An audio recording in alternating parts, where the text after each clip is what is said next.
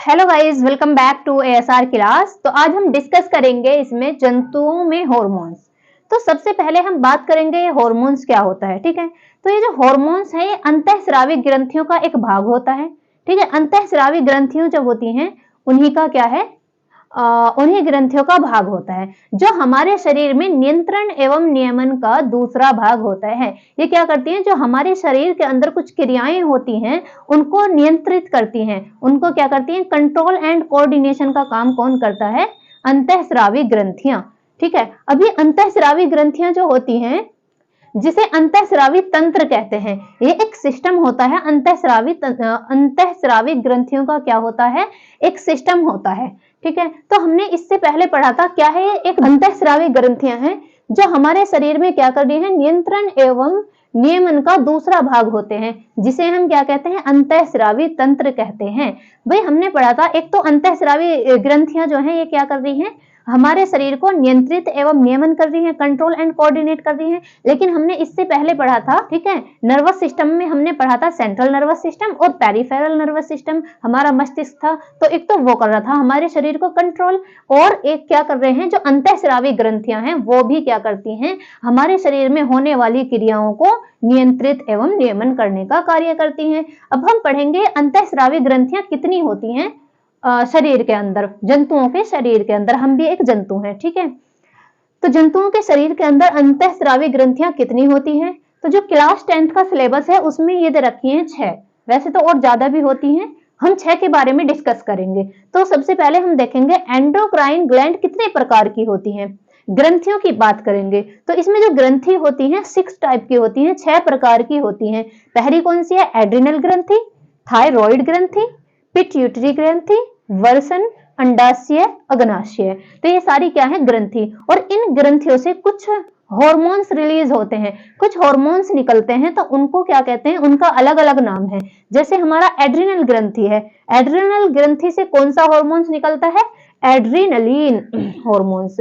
अब हम थायराइड की बात करें तो थायराइड ग्रंथि से निकलता है थायरोक्सिन हॉर्मोन्स। ठीक है, अब ये जो एड्रिनल ग्रंथि है ये कहाँ पे पाई जाती है, हमें इनकी लोकेशन का भी पता होना चाहिए। एड्रिनल ग्रंथि कहाँ पे होती है, पिट्यूटरी कहाँ पे होती है, एंड प्यूस ग्रंथि कहाँ पे होती है। चलो देखो, इसमें जो एड्रिनल ग्रंथि होती है ये किडनी के ऊपर होती है, हमने ये किडनी के ऊपर लगी हुई होती है। जैसे हमारी क्या होगी, बीन शेप किडनी है, ये हमारे पास किडनी है और ये किडनी के ऊपर प्रेजेंट होती है यहाँ पे।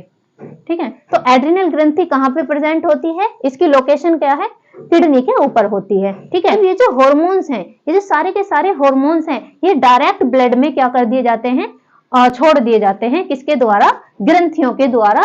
इनमें कोई भी नलियां नहीं होती, कोई डक्ट नहीं होती है जिससे जिसके द्वारा हॉर्मोन्स को ब्लड में रिलीज करती है, छोड़ देती है। ठीक है, और वो जो हॉर्मोन्स है फिर शरीर के विभिन्न अंगों में पहुंच जाता है। ठीक है, ब्लड से शरीर के विभिन्न अंगों में पहुंच जाएगा। ठीक है, ये हमने पढ़ लिया, अभी इनके काम पढ़ेंगे। अब थायराइड ग्रंथि की बात करेंगे। थायराइड ग्रंथि जो होती है इससे कौन सा हॉर्मोन्स निकलता है, थायरोक्सिन हॉर्मोन्स। अभी कहाँ पे प्रेजेंट होती है, तो ये जो होती है हमारी गर्दन में होती है, यहाँ पे। ठीक है, थायरोक्सिन, ठीक है, थायरोक्सिन हॉर्मोन्स। बात करेंगे पिट्यूटरी ग्रंथि की। जो पिट्यूटरी ग्रंथि होती है इसको हम प्यूस ग्रंथि भी कहते हैं और इसे कहते हैं मास्टर ग्लैंड। ठीक है, ये मास्टर्स होती है इन सारी ग्रंथियों की, ये क्या करती है, इन सारी ग्रंथियों को कंट्रोल करती है। तो ये सारा काम किसका होता है, पिट्यूटरी ग्रंथि का। वर्सन कहाँ पे होते हैं, टेस्टोस्टेरोन हॉर्मोन्स रिलीज होता है इनसे और ये मेल्स के अंदर होते हैं। एंड अंडाशय जो होता है, ओवरी जो होती है, इससे हॉर्मोन्स निकलता है एस्ट्रोजन। ये अग्नाशय है, अग्नाशय से कौन सा हॉर्मोन्स रिलीज होता है, इंसुलिन हॉर्मोन्स।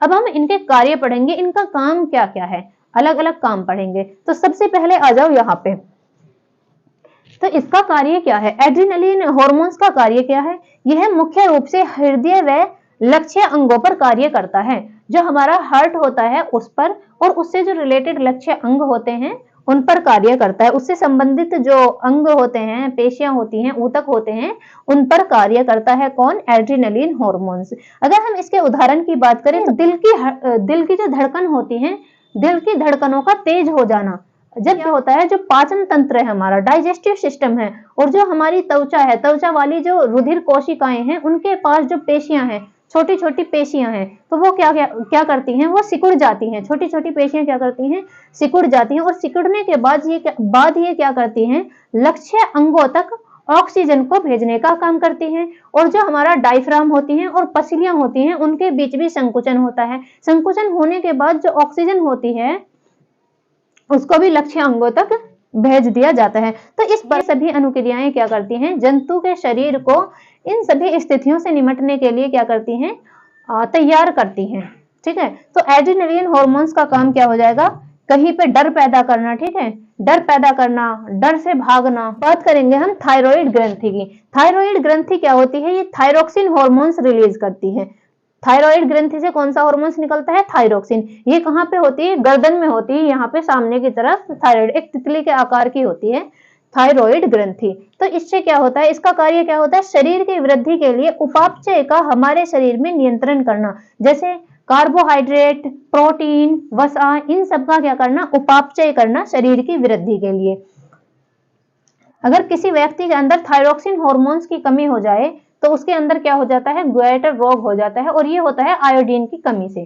ठीक है, आयोडीन की कमी से कौन सा रोग हो जाता है, ग्वाइटर रोग हो जाता है। और इसमें क्या, इसका लक्षण क्या है ग्वाइटर रोग का, इसमें गर्दन फूल जाती है। ठीक है, नेक्स्ट हम पढ़ेंगे पिट्यूटरी ग्रंथि को हम बोलते हैं पीयूष ग्रंथि भी, और इसका एक और नाम है, इसे कहते हैं इंग्लिश में मास्टर ग्लैंड। मास्टर ग्लैंड इसको इसलिए कहते हैं क्योंकि ये जो ग्रंथि होती है सभी ग्रंथियों को क्या करती है, कंट्रोल करती है, नियंत्रण करती है और नियमन करती है।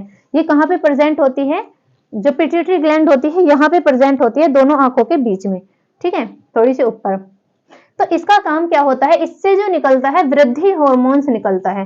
तो वृद्धि हार्मोन्स का काम क्या होता है, शरीर की वृद्धि और विकास को नियंत्रित करना। जो हमारी शरीर की जो वृद्धि होती है उसको क्या करना, नियंत्रित करना। तो जिन बच्चों में क्या होता है, ग्रोथ हार्मोन्स, जो वृद्धि हार्मोन्स होता है वो कम होता है, तो उनकी क्या होती है, वो बौने रह जाते हैं, वो क्या रह जाते हैं, छोटे रह जाते हैं, क्योंकि उनकी बॉडी में क्या नहीं बन पा रहा, उनके शरीर के अंदर वृद्धि हार्मोन्स की क्या होगी, कमी होगी। और जिनमें थोड़ा ज्यादा हो जाता है वो बहुत लंबे हो जाते हैं वृद्धि हार्मोन्स के कारण। ठीक है, अब हम बात करेंगे वर्सन की, टेस्टोस्टेरोन हार्मोन्स की।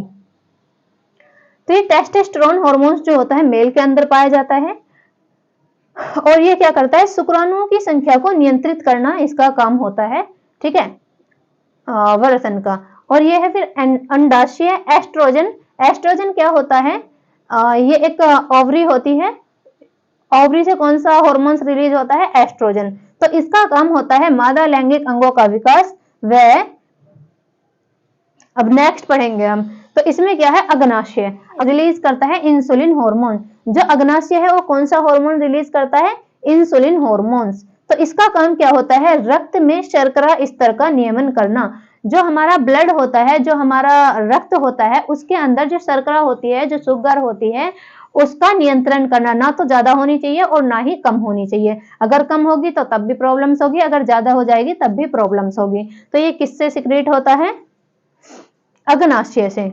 ठीक है, तो हमने इसमें पढ़ लिए ये एंडोक्राइन ग्लैंड्स के बारे में,